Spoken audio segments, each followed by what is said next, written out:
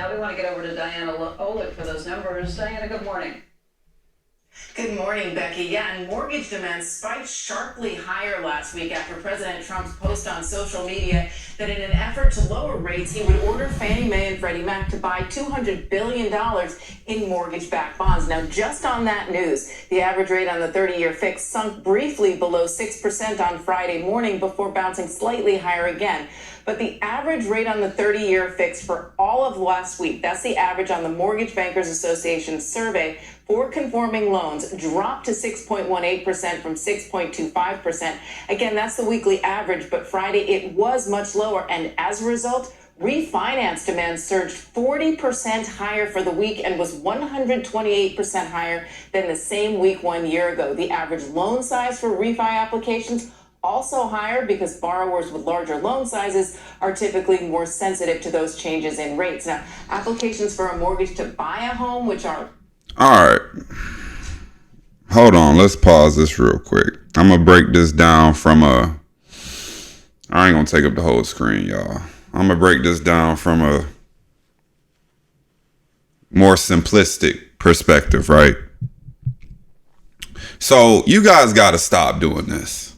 First and foremost, you guys got to stop doing this. You guys got to stop refinancing unless you're going from a 30 to a 15 or a 10, because they have 10-year mortgages. And that's honestly, I'm not even going to give you guys anything else. That's it. And or you are not taking equity out of the home. Tyler Jones will only agree with anybody refinancing unless you're getting a better term. The term and amount of time is going down and you're leaving the equity back in the home. These are what the banks want you to do.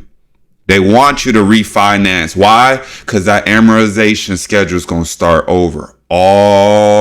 It's going to start over. All over again. And a lot of people don't understand that. 40%? I don't know where they get these numbers from, but if you're saying 40% of the loans in America demands, meaning applications, doesn't mean everybody's going to get approved, because that's another thing. Just because you want to refinance don't mean you're going to get approved, right? Because you have to look at it from this angle. Being that the interest rates are dropping, okay, let's say if we wanted to be stupid and say, you know what? Okay, this is a chance for me to get a lower monthly payment for my mortgage. We can refinance, get the lower interest rate, keep the same 30-year term that most of y'all are doing, and then just start over again. And you guys are happy to have the lower payment, but again, you are forgetting you are starting over again. You're starting over again. So that first payment, majority of it is going to interest. And as you make payment after payment after payment, right? This is your interest. This is your principal. Payment after payment after payment after payment, it slowly starts to go in effect. Okay, now we're making more payments to the principal and less money is going towards the interest, but that's towards nearly the end of the loan. That's going to be towards the end of the loan. And a lot of people don't understand that. So, and like she said, when you have a higher loan balance, right? So somebody that has, let's say, a $200,000 mortgage is not going to see as big as a significance as somebody with $1 million mortgage.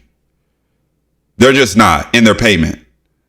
So when we go out and we buy these homes that ultimately we can't afford, or we buy too much house, this is what we see. We either see people taking money out of the home to do something dumb with it, going on vacation or paying off other debt, because that's kind of a trap too. Oh, you can refinance, take the money out and pay off debt because the mortgage is going to be at a lower interest rate. Same thing with HELOCs. We could take money out of the HELOC, use it to pay debt, pay for this, pay for a car, whatever the case. You do it for home improvements. That's another thing too. I don't recommend anybody taking out debt to do home improvements to their home. You need to do it with cash. No debt, cash. Because you know what's going to end up happening? Let's say you take that HELOC out, right? You do $50,000 of renovations to your home. Okay. Let's say the property value did go up, because it's not guaranteed for it to go up. Just because of what you like in your home doesn't mean that's what the market likes. So that's another thing to look out for too when you're doing renovations. Right? Unless you know you're going to stay there forever or for a substantial amount of time. I'm talking about 15 years or more. When it's time to now sell that home, yes, your value went up, but now you forgot you took out all this debt for the renovations. And that has to be paid off before you can fully close on a home. Or the banks are going to make sure when you sell, they're going to get their check cut first. They're going to make sure their check is cut first. And then whatever's left, the proceeds from selling the home then goes to you. No matter how you look at it, you're not going to get out of getting like debt getting repaid. Unless you file bankruptcy or you just don't care about your credit. You're just not. We have fell into the trap of borrowing money, taking on money, and it's killing our ability to be able to actually grow wealth for ourselves. And I already did a video about this like 2 weeks ago about how car loans is the number one wealth killer in America, how it's killing us, right? I ran through the amortization schedule, how that looks. I ran through if you put that same amount of money into S&P 500 or some type of investment account, what that could look like 10, 15, 20 years down the line. I've did all that. But we have normalized buying these big homes, these big cars. And the biggest thing when it comes to the home game, when we found out that we can't afford it because our property taxes don't went up and our insurance don't went up, and that's what the loan officer and the real estate agent did not tell us when purchasing a home. Now we're trying to find ways to get a lower payment. Now we're trying to figure out ways to get a lower payment.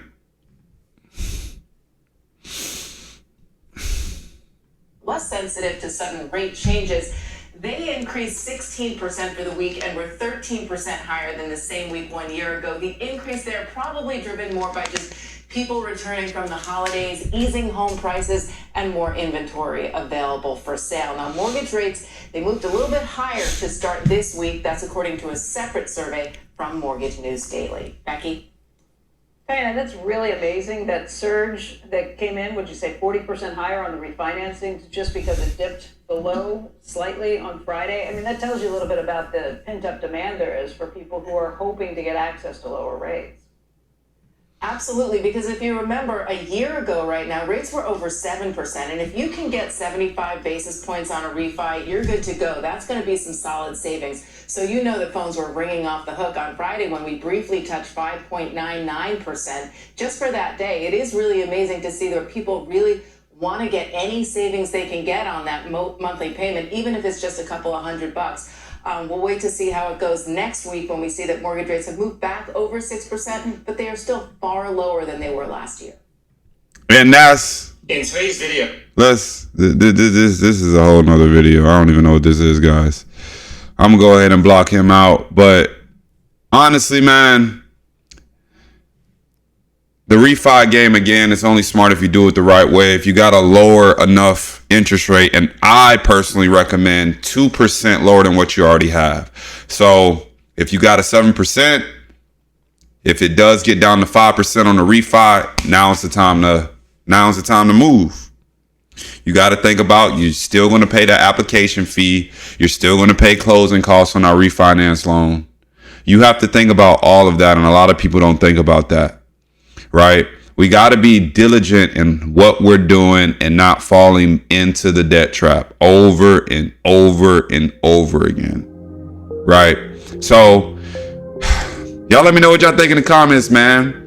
Let me know, are y'all the ones out here that's refinancing and taking all the equity out of the home and blowing it, tricking it off? Or y'all actually doing the right thing and y'all see y'all got a 7% interest rate, it dropped down to 5%, and now we can knock this thing out in actually 15 years or less and potentially keep the same payment. Y'all let me know. And historically, guys, FYI, one more thing. Interest rates historically has been around 7% over the last 50 years. Historically. We're never going to see 2% ever again. That's my bold prediction. At least in my lifetime, we will never see a 2% interest rate for a mortgage ever again. Y'all let me know what y'all think. I love you. I appreciate you guys for continuing to rock with me. I'll see you later. Peace.